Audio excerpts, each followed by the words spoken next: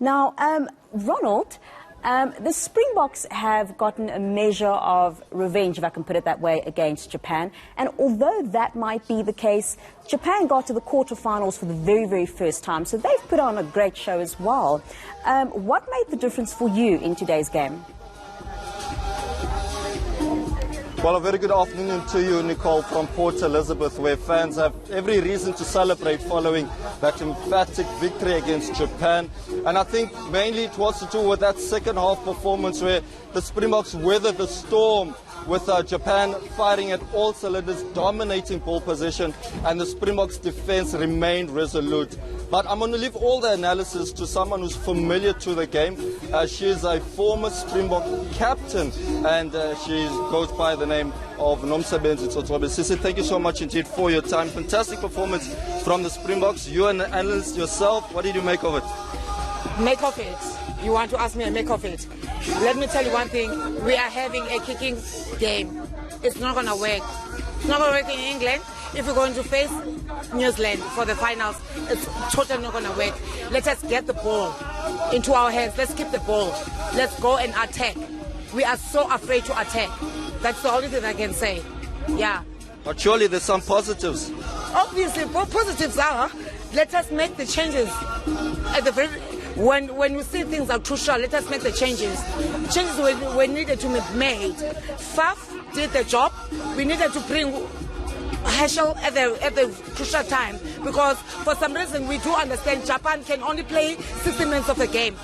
The 20 minutes we needed to utilize, but we didn't do that. I'm running out of time because I also want to bring your brother into this conversation, but you're also part of women's rugby, and there's a reason why these young ladies are here. Just talk us through the strength of women's rugby, and especially here in the Eastern Cape.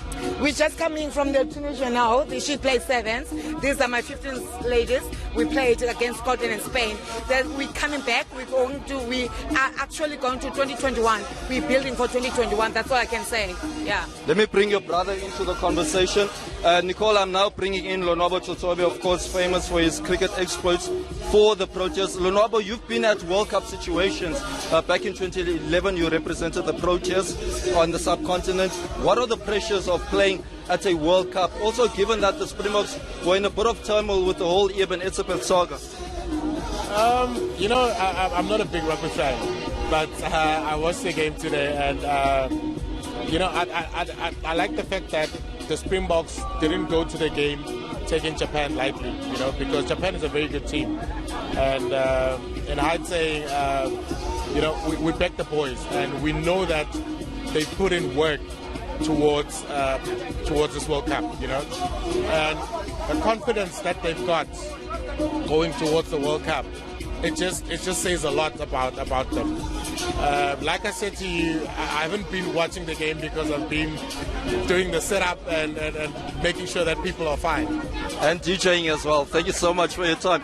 Nicole, that's where we'll have to leave it here in Port Elizabeth. We've certainly had fun. We've heard from people who have been close to Siya Kolisi in Zwede. We're now in Boardwalk, and having chatted to the Tsotobes who've certainly given the Springboks a thumbs up going into the semi-finals. It's back to you in studio. Excellent. Thank you, Ronald. That is my colleague over in Port Elizabeth there.